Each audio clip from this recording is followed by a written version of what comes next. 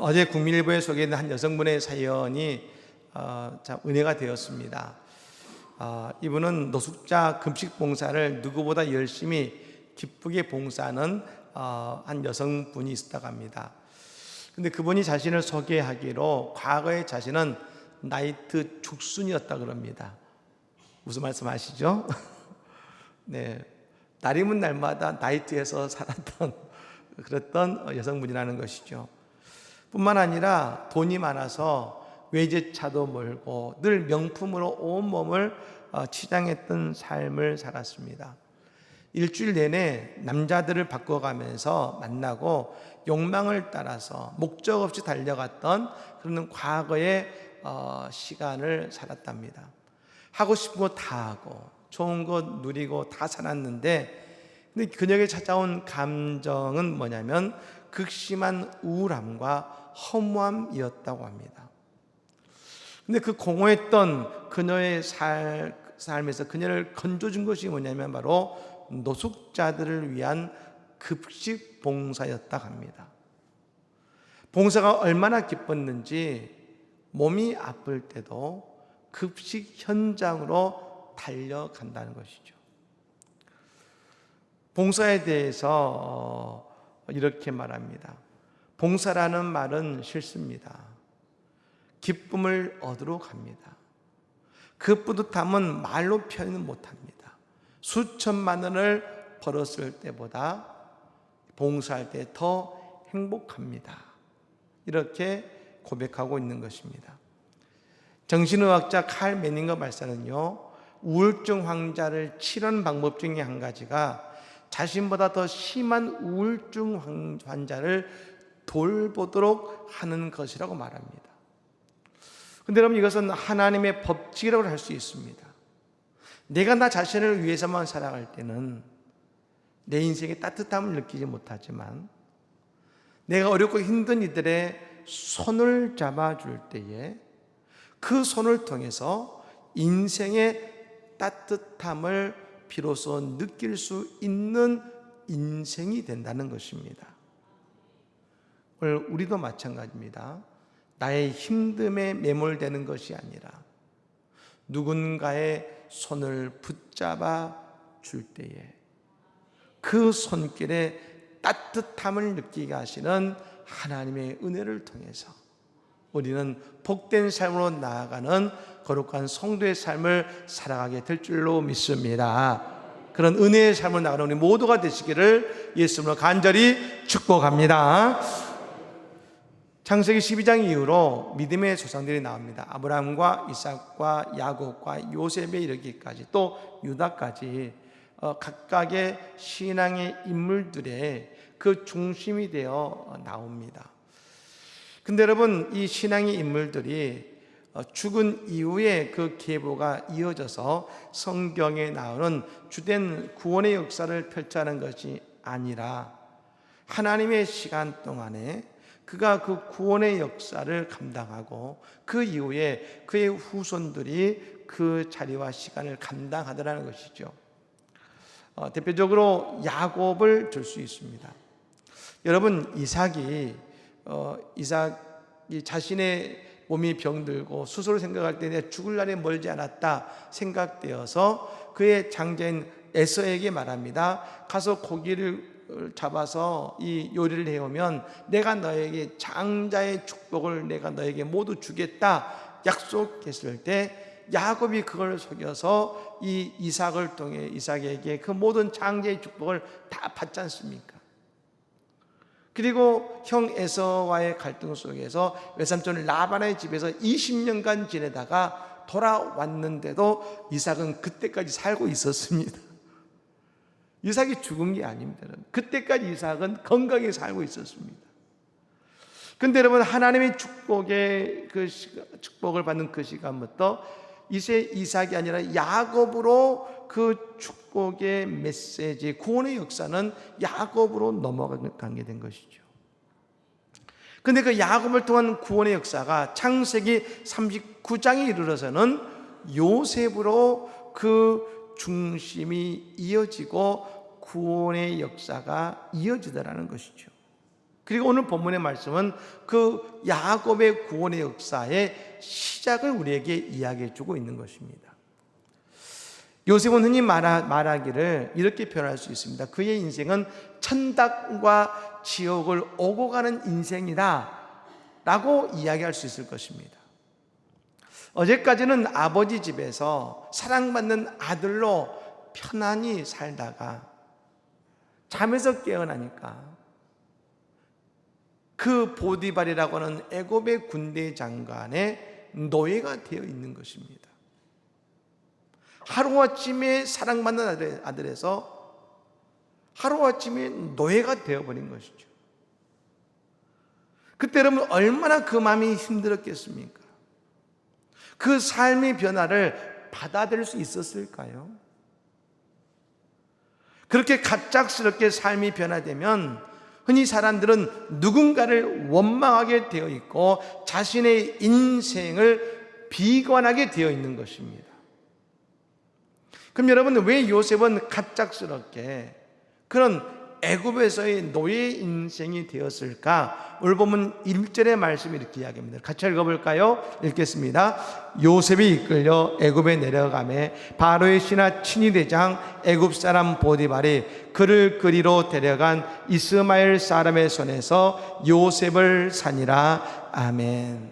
뭐라고 합니까? 요셉이 이끌려 애굽에 내려가면 하겠습니다. 여러분, 요셉이 애굽에 간 것은 결코 자신의 의지로 간 것이 아니라 이끌려, 다시 말하면 끌려가게 된 것이었다는 겁니다. 예, 우리의 인생에 이 이끌려와 같은 사건이 벌어질 때가 있습니다. 내 의지가 있고 내 계획이 있었습니다. 그런데 하나님께서 그 모든 것들을 다 내려놓게 하시는 때가 있습니다. 그때가 바로 이끌려의 시간인 것입니다. 근데 이것을 우리는 영적으로 해석할 필요가 있죠. 이끌려 되게 하셨을 때 하나님은 그것을 왜 그렇게 행하셨는가? 영적 해석이 우리에게 필요한 것입니다. 시편 105편 17절 말씀에 오늘 여러분 요셉의 사건을 이렇게 다윗은 풀어줍니다. 그가 한 사람을 앞서 보내셨으며 요셉이 종으로 팔렸도다. 요셉을 애굽으로 보내셔서 종으로 되게 하신 분이 누구라고 말하고 있습니까? 다윗은 말합니다. 그가 말합니다. 그는 누굽니까? 하나님이신 것입니다. 즉 요셉에게 있어서 이끌려의 시간, 이끌려의 사건은 하나님께서 주신 것이라고 할 수 있는 것입니다. 요셉은 자신이 행복하고 아무런 문제가 없이 아버지가 다 해주던 그런 자리에서 이끌려 애굽의 자리, 노예의 자리로 가게 된 것입니다. 여러분이 만약 요셉이라고 한다면 그 애굽에 있을 때 어디로 가고 싶어 하시겠습니까?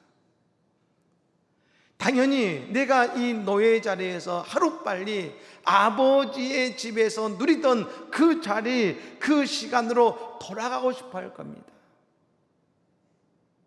하지만 요셉은요, 더 이상 그렇게 살 수가 없었습니다. 왜요? 하나님이 하신 거니까요. 하나님이. 즉 요셉이 누리던 그 자리는 이제 닫혀진 문이 된 것입니다. 그렇다면 이제 그는 무엇을 해야 될까요? 하나님께서 열어놓으신 새로운 문을 찾아야 될 줄로 믿습니다. 그 문은 닫혔어요. 닫혀진 문 앞에 서 있는 것이 아니라 하나님이 여신 새로운 문으로 나아가야 되는 것입니다. 이런 인터넷에서 한 영상을 봤는데요, 90세가 넘으신 할머니께서 자신의 그 중손녀에게 그 대화였습니다. 그때 그 중손녀가 뭐라고 말하냐면, 할머니, 제 인생에 살아갈 때 반드시 필요한 꼭 한 가지, 반드시 필요한 한 가지의 말씀을 저에게 해주세요 라고 했을 때 그 할머님이 말씀하십니다. 얘야, 때론 내 인생에 하나의 문이 닫힐 때가 있단다. 그런데 실망하지 말아라. 그 문이 닫히면 반드시 새로운 문이 열린다는 것을 알아야 한단다. 예, 요셉은 가나안에서 아버지의 집에서의 행복의 문은 닫혔습니다. 하지만 하나님께서는 애굽에서 요셉의 인생에 또 다른 복된 문을 여셨다는 것을 믿으시기를 바랍니다. 그것이 요셉에게는 이끌려 애굽으로 오게 된 사건이라는 것입니다. 칼 바르트라고 하는 신정통주의 학자는 뭐라고 하냐면, 기독교의 신앙은 뭐냐? 그럼에도 불구하고의 신앙이라고 했습니다. 여러분이 그럼에도 불구하고라는 말은 뭡니까? 우리 앞에 닥쳐오는 정반대의 힘듦과 어려움이 있지만, 그러나 그 속에서 하나님의 손길과 은혜를 발견해내는 것을 말하는 것입니다. 여러분, 우리의 인생에서 요셉처럼 어제 아버지 집에서 누리던 행복한 시간이 지나 애굽이라고 하는 노예 자리에 서 계시지는 않으십니까? 그러나 그 애굽에서 결국 모든 야곱의 가족을 구원하시기 위한 하나님의 구원사의 문이 말입니다, 그 애굽에서 열린 것처럼 오늘 우리의 인생에 하나님께서 새롭게 여시는 새로운 구원사의 문이 우리에게 열렸다는 사실을 믿으시기를 바랍니다. 새로운 구원사의 문이 열린 것입니다. 여기서 우리가 한 가지 묵상하는 것이 있습니다. 그것은 요셉이 애굽에서 어떤 은혜를 누렸냐 하는 것입니다. 요셉이 애굽의 바로의 지내장, 애굽 사람 보디발의 집에 노예로 끌려갔습니다. 근데 여러분, 그리고 오늘 나오는 본문인 2절부터 6절까지의 말씀은요, 한마디로 이후에 요셉의 모든 인생을 한마디로 정리한 것이라고 할 수가 있는 것입니다. 시편 1편의 말씀은 시편 150편이라고 하는 전체 시편의 총론, 개론과 같은 말씀이 1편인 것처럼 말입니다. 결국 요셉의 인생이 어떻게 되는가, 노예라는 상황 속에서도 어떤 일이 벌어지는지를 이야기해 주고 있는 것이죠. 요셉의 인생이 어떻게 됩니까? 2절의 말씀에 보면 형통한다고 했습니다. 3절의 말씀에 보면 범사에 형통한다고 했습니다. 4절에 보면 주인에게 은혜를 입는다고 했습니다. 5절에 보면 여호와의 복이 요셉을 통해서 애굽 사람의 집에 복이 내린다고 했습니다. 6절에 주의 모든 것을 다 위탁받고 그의 영모가 빼어나고 아름답게 된다고 했습니다. 여러분, 애굽에 있지만 요셉의 인생에 놀라운 하나님의 일하심이 보여지고 있다는 것입니다. 어떻게 할 수 있습니까? 모든 절마다 요셉이 형통하고 잘되는 모든 일이 반복되는 모든 구절마다 그 앞에 나오는 하나의 단어가 있습니다. 바로 여호와께서. 따라해 볼까요? 여호와께서. 여호와께서. 요셉이 아버지의 집에서도 하나님께서 그의 인생을 이끄신 것이지요. 여러분, 분명 요셉은 아버지의 집에 있을 때도 하나님이 그의 인생을 이끄셨지만 거기는 여호와께서는 말이 나오지 않습니다. 그런데 애굽에서는 보다 구체적으로 하나님께서 역사하시고 일하시는 그 모든 일이 느껴지고 요셉을 통해 드러나더라는 것입니다. 여러분, 우리에게 새로운 문이 열리고 있습니다. 바로 영적인 애굽에서는 모든 사람이 다 알 수 있도록 여호와께서 함께 하시는 인생이 될 줄로 믿습니다. 여러분, 이와 같이 여호와께서 인생을 살아가는 요셉의 인생에 하나님이 새롭게 여시는 가장 복된 축복은 무엇이고, 그는 그곳에서 어떻게 새롭게 열리는 하나님의 축복의 은혜의 문으로 나아갈 수 있었는가? 우리는 세 가지를 통해 알아볼 수 있습니다. 첫 번째는 뭐냐? 여호와께서 요셉과 함께 하심으로의 은혜가 있었다는 것입니다. 오늘 2절 말씀 읽어볼까요? 2절 말씀을 같이 한번 읽어보겠습니다. 여호와께서 요셉과 함께 하심으로 그가 형통한 자가 되어 그의 주인 애굽 사람의 집에 있으니. 아멘. 한번 따라해 볼까요? 여호와께서 요셉과 함께 하심으로, 여호와께서 나와 함께 하심으로. 할렐루야. 형통이 뭡니까? 형통은 모든 장애물을 넘고 해결하여 갈 길이 열린다는 의미인 것이죠. 그런데 여러분, 요셉의 형통은 바로 하나님의 축복에서 시작되었다는 것입니다. 다시 말씀드리면 요셉의 인생, 요셉의 인생이 하나님의 구원사는 하나님의 축복으로부터 시작되었다는 것입니다. 예배의 마지막 순서가 뭡니까? 축도입니다. 저는 저희 교회가 참 자랑스럽고 그리고 은혜가 되는 것이 뭐냐면, 우리 모든 성도님들이 축도할 때 한 분도 가지 않고 끝까지 축도의 자리를 지키고 계신다는 것이. 근데 다른 교회 가봤더니 축도할 때 우르르 나가시더라고요. 그런데 여러분, 이런 말이 있습니다. 예배를 드리고 축도를 받지 않는 것은 열심히 일하고 삭슬 받지 않는 것과 같다겠습니다. 예배 열심히 드리고 마지막 하나님의 그 축복의 은혜를 경험해야 되는데 그건 빼뜨리고 가버리는 것이. 여러분, 예배의 축도는 뭡니까? 구약 축도는 민수기 6장입니다만 신약의 축도는 고린도후서 13장 13절의 말씀이죠. 주 예수 그리스도의 은혜와 하나님의 사랑과 성령의 교통하심이 너희 무리와 함께 있을지어다. 여러분, 이 마지막 축도를 모든 바울 서신에 마지막에 보면 늘 바울 사도가 이와 같이 축복하고 있다는 것이죠. 근데 마지막에 뭐라고 합니까? 무엇이 축복입니까? 너희 무리와 함께 있을지어다. 영어로 말하면 be with you all 이라고 합니다만, 이것은 하나님이 우리와 모든 곳에서 함께 하시는 것, 이것이 바로 하나님의 축복이라는 것입니다. 하나님의 축복은 다시 말씀드리면 늘 우리와 하나님이 모든 상황 속에서 함께 하시는 것이 축복임을 믿으시기를 바랍니다. 그런데 요셉의 구원사의 시간 뭐라고 했습니까? 여호와께서 요셉과 함께 하심으로예요. 즉 요셉의 인생을 한마디로 이렇게 설명할 수 있습니다. 하나님께서 언제나 함께 하시는 축복받는 인생. 그러니 요셉의 인생이 형통한 자가 된 것 아니겠습니까?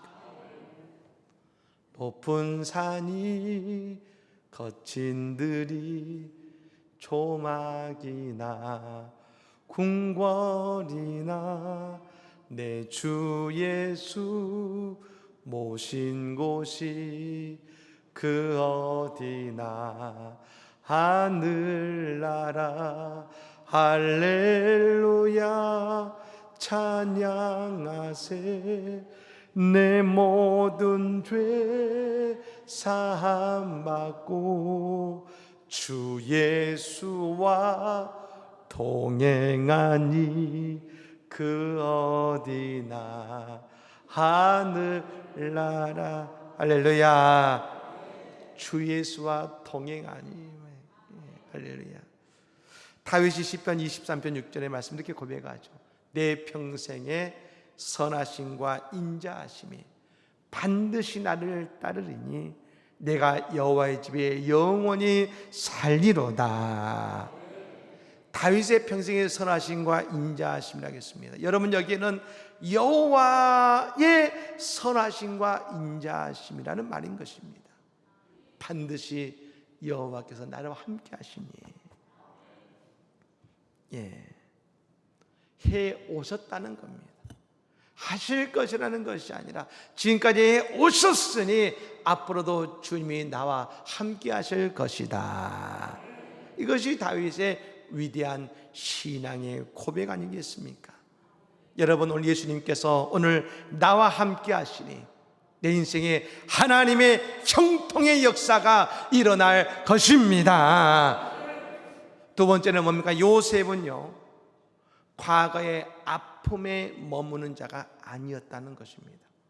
오늘 보면 3절 말씀을 읽어볼까요? 3절의 말씀 읽겠습니다. 그의 주인이 여호와께서 그와 함께 하심을 보며 또 여호와께서 그의 범사에 형통하게 하심을 보았더라. 아멘. 뭐랍니까? 그의 주인이 여호와께서 그와 함께 하심을 보며 하겠습니다. 여러분, 이것은 물론 요셉이 일어나는 많은 일이기도 합니다. 그런데 여러분, 더 중요한 것이 있다는 생각이 들었습니다. 만약에 요셉이 누군가를 미워하고 다른 사람 때문에 늘 아파했다면,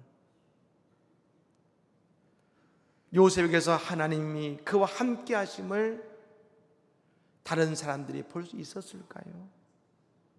보여줄 수 있었을까요? 요셉이 자신을 죽이고자 했고 노예로 팔아버렸던, 그래서 이런 노예의 삶을 살겠던 형제들에 대한 분노와 원망으로 그 자리에 있었다고 한다면, 그의 주인 보디발이 여호와께서 요셉과 함께 하심을 볼 수 있었을까요? 아니었을 겁니다. 그 모습을 보여줄 수 있었던 것은 매사에 긍정적이고 모든 것을 이해하고 사랑할 수 있는 그 마음, 그 모습을 통해 하나님이 그와 함께 하심을 보여줄 수 있는 것 아니겠습니까? 여러분, 저는 다윗을 보면서 왜 하나님이 그를 하나님께서 존귀한 왕으로 세우셨는지를 생각해 보게 됩니다. 다윗은 여러분, 사울에게 너무나도 억울하게, 아니 왜 그가 그런 고통과 죽음의 위기를 당해야 됐는지도 모르고 10년이 넘는 시간 동안 도망자의 인생을 살았습니다.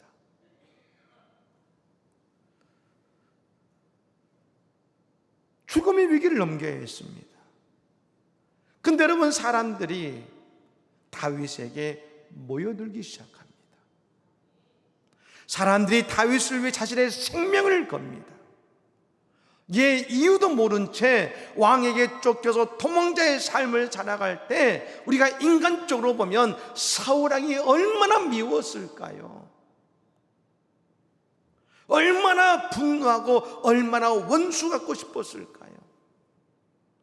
다윗은 골리앗을 죽이고 사울을 위해 모든 충성을 아끼지 않았습니다. 그러니 사울을 원망하고 사울에게 복수할 생각만 할 수 있었을 것입니다. 그렇다면 다윗의 주변에는 사람이 모이지 않았을 겁니다. 왜요? 그의 마음에는 사람들이 들어올 자리가 없기 때문입니다. 그런데 다윗은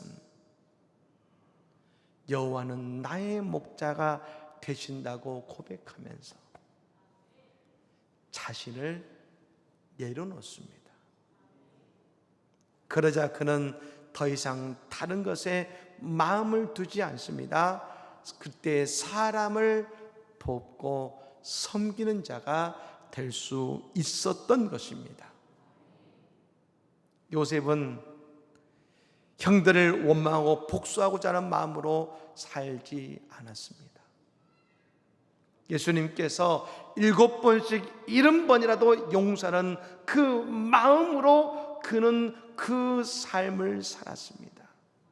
그러자 사람들에게 하나님께서 그와 함께 하심이 보여지기 시작한 것입니다. 오늘 우리도 누군가를 미워하는 것이 아니라 나의 삶에서 하나님께서 드러나는 복된 인생으로 용서하며 하나님께 맡기며 그래서 내 삶에 하나님이 드러나는 복된 인생으로 나아가시기를 간절히 축복합니다. 마지막으로 여러분, 요셉은요, 은혜의 본질을 분명하게 아는 자였다는 겁니다. 오늘 다시 한번 3절 말씀을 읽어볼까요? 읽겠습니다. 그의 주인이 여호와께서 그와 함께 하심을 보며 또 여호와께서 그의 범사에 형통하게 하심을 보았더라. 아멘. 우리는 이 말씀을 유심히 볼 필요가 있습니다. 여호와께서 그의 범사에 형통하게 하심을 보았더라 하겠습니다. 여러분, 영어로 번역해드리면 이렇게 번역할 수 있습니다. 주님께서 요셉이 했던 모든 일들이 성공이 되게 해 주셨다는 겁니다. 모든 일, in everything, 그의 모든 일들이 말입니다. 여러분, 근데 우리가 생각해 볼 필요가 있습니다. 요셉은 정말로 그가 했던 모든 일들이 다 하나님이 보시기에 좋았을까요? 다 그 모든 일이 합당하고 문제가 없었을까요? 성경은 말한다 모든 일이라고 했습니다. 그가 한 모든 일. 아니죠. 우리는 다 죄인입니다. 우리가 신앙생활하면서 어려워하는 것이 있습니다. 내가 하나님을 위해 했다고 생각했는데 돌아보니 결국 내 욕심 때문일 때가 있습니다. 내가 열심히 신앙생활을 한다고 여겼는데 결국 돌아보니 다 하나님의 뜻이 아니라 내 생각대로 모든 것을 했다는 것을 깨달아질 때가 있습니다. 왜요? 우리는 죄인이기 때문에 연약하고 죄를 짓게 되어 있습니다. 요셉도 우리와 똑같은 사람입니다. 그런데 하나님께서는 뭐라고 하십니까? 요셉의 모든 일을 형통하게 하셨다는 겁니다. 이것은 여러분, 요셉의 그 모든 일, 부족하고 연약하고 죄된 그 모든 일들도 하나님이 선으로 변화시키신 줄로 믿습니다. 여러분, 그러므로 이것을 한마디로 얘기할 수 있습니다. 요셉은 어떤 사람입니까? 하나님의 은혜 받던 자인 줄로 믿습니다. 요셉의 형통의 본질은 요셉이 완벽하고 요셉의 인생이 완벽해서가 아니라 하나님께서 그의 인생을 완전하게 하신 그 은혜의 사건이 그 속에 있었다는 것입니다. 죄로 인해 죽어갈 수밖에 없고 하는 모든 것들이 다 죄에 격할 수밖에 없는 인생을 예수님은 십자가로 인해 온전하게 하신 것이 바로 하나님의 은혜 아니겠습니까? 요셉의 인생 속에 이 예수님의 십자가의 은혜가 숨어 있었다는 것입니다. 여러분, 그때 요셉의 인생에서 새롭게 열린 그 축복의 문은 모든 것을 다하게 하시는 예수님의 십자가의 은혜가 바로 그 은혜의 축복의 문 앞에 있었음을 여러분 깨달으시기를 바랍니다. 그게 요셉의 잘남이 아니라 하나님의 은혜가 그 새롭게 열리는 축복의 문 앞에 있었기에 요셉은 그런 인생을 살 수 있었던 것입니다. 이번 올림픽을 앞두고 미국에서 열린 올림픽 대표를 뽑는 단발전에서요, 여자 400m 허들 경기에서 세계 신기록이 나왔습니다. 이걸 달성한 선수는 시드니 맥클로플린이라는 선수인데요, 원래는 이 51초 때, 이 400m 허들이 51초 대의 벽을 넘지 못했었는데 이 선수가 처음으로 51초 대의 벽을 넘어서 50.68을 기록했습니다. 그래서 모든 기자들이 이 세계 신기록, 이 벽을 넘은 선수에게 뛰어가서 인터뷰에서 그의 마이크를 딱 들이댑니다. 그때 그녀가 했던 첫 번째 말이 뭡니다? Praise the Lord. 하나님을 찬양합니다. 하나님을 찬양합니다. 그리고 고백하기를 그분은 무엇이든지 하실 수 있습니다. 그리스도 안에서 무엇이든지 가능합니다. 그녀는 내가 이만큼 노력이 있고요, 내가 이만큼 했습니다가 아니라 하나님은 무엇이든 하실 수 있습니다. 그렇습니다. 요셉의 인생에 하나님으로 무엇이든지 가능합니다. 중요한 것은 요셉은 과거의 닫힌 문 앞에 서 있었던 것이 아니라 그는 늘 나에게 새롭게 열린 하나님의 구원의 문으로 나아갔다는 것입니다. 그래서 그것에서 그가 발견한 하나님의 구원의 역사를 그는 이루어간 것 아니겠습니까? 오늘 우리 모두 다 하나님께서 나의 인생의 길을 여십니다. 내 이전의 문이 닫혔다고 낙심하지 마십시오. 나에게 새롭게 여신 하나님의 은혜의 문이 내 앞에 있으니 내게 여신 그 문으로 나아가게 될 때에 주님의 거룩한 영광에 임하는 우리의 복된 인생들이 다 될 줄로 믿습니다.